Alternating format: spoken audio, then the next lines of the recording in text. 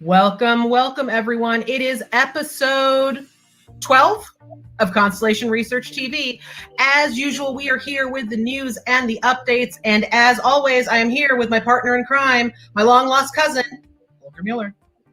Hey Liz, good to see you. How are things?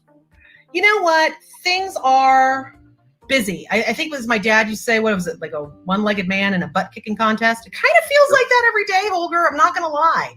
We're getting super busy, but it's all good. Like, how many parallel conferences can you take in one day, right? So my brain's about to explode, and they're all starting to sound alike yet be drastically different all at the same time, which is getting me a little worried for the world of tech.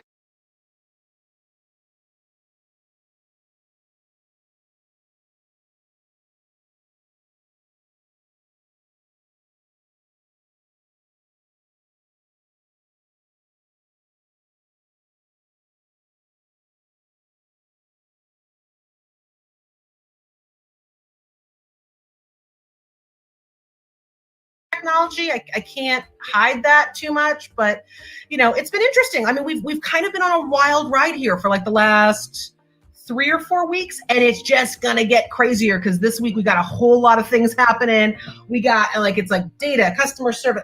I think there are about like 3 happen at the same time for me. You usually have about 4 happen at the same time, but So the trick I found out to deal with it is like distinct audio sources.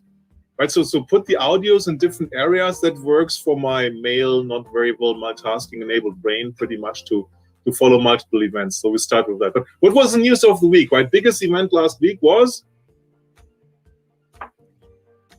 Think. Hint. Oh yeah, Think. Hey there, IBM. Yeah. Listen, hey, it's hard for a marketer. They like when you sell off all of you sell off the majority of your marketing tools. I'm like, wait, did Acoustic have an event? But no. Yeah, no. So, but IBM Think was there, and it was the most efficient Think ever list. Normally it's a 3-4 day affair. It was all done in 6 hours. Unbelievable compression. Stop it. Yes, it was done in 6 hours. Was it all done in 6 hours, or did you only view 6 hours? 6 or 7 hours, parallel sessions, and so on. No, really well. We had some follow-up. Today was Ask Me Anything with Arvind Krishna, which was great. I mean, a really interactive question, so well done from that perspective. But the takeaway for me is we have to be still worried, but a little less worried about IBM. Because last year it was all about hybrid cloud. And yes, hybrid cloud is important, but it cannot pay the bills to keep all these IBMers who are at IBM right now. So it can't maintain the IBM as we know it.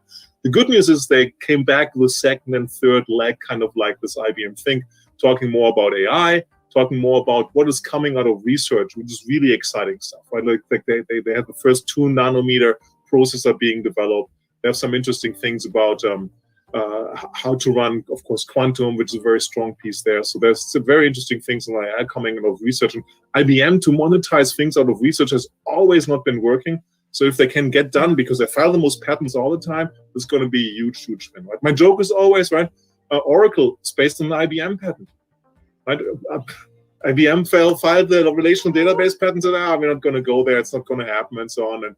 And Oracle wouldn't be around if IBM could capitalize on patents. Right? Well, the funny thing is, for me, as a marketer, IBM used to be the big, Think used to be the big place where all like the big announcements were happening, like, Watson Marketing. Remember those a couple years ago, where it's like, Watson, and Watson's going to do everything for you. And it was Watson's conference even at some point, and kind of Watson kind of went away, but now AI is coming back, hopefully in a better way. Yeah. I think so, and that's great. But what was interesting is, while you guys were over at Think, I got the big update from Oracle on what's happening on the CX side of their business. And that's the sleeper hit that I don't think anyone is really keeping their eye on, but they should.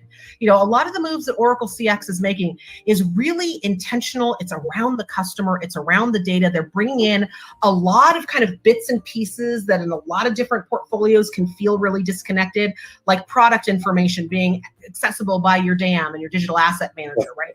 Bringing that all into one place so that anyone who is putting something together that touches the customer is actually bringing that from one repository. And they've got some really nice tools on the back end there that have kind of been in this quiet stealth mode. And I think people like to discount it because they talk a lot about Oracle's Project Redwood, right? Bringing that UI all together, bringing that new look and feel together. But I got to tell you, I think it's actually cleared a lot of trees, because you're starting to see a lot of things that would normally be developed in those kind of Oracle silos really start to come together under that CX portfolio. And it's actually really nice to see. So I'd say, you know, I know for me, last week definitely made me, you know, perk my ears up and want to, you know, keep paying attention to what they're doing over there, because it's been interesting. Yeah. And then AWS had their second most event after AWS reInvent, right? Which every half year, apart from reInvent early December, is AWS Summit North America. Full broad push on the usual things, no major announcements, more instance times, more improvement, things going GA, more of that custom silicon. Yeah, more, right? Nothing More. Perspective. Yeah. VMware has a new CEO, right? So Gelsner jumped back to where he used to be, to Intel. They had to make a call, and the product guy won, Raghuram, who's been there since forever, basically, since the beginning of VMware, potentially. But I mean, as a former product guy, I always like product guy to win. Unfortunately, the loser is an old good friend, right? Sanjay Poon, who I know from the SAP days, who's looking for greener pasture, and I'm pretty sure you see Sanjay soon somewhere else. Who's done a phenomenal job also on the end user side, right? VMware managed to get the second leg apart from virtualization and renewing that, but they have end user management, running advices, and so on. So that's good to see. What else happened last week? Well, you know, gosh, for me, it was really just about hearing from some of the little folks, to be honest with you. I think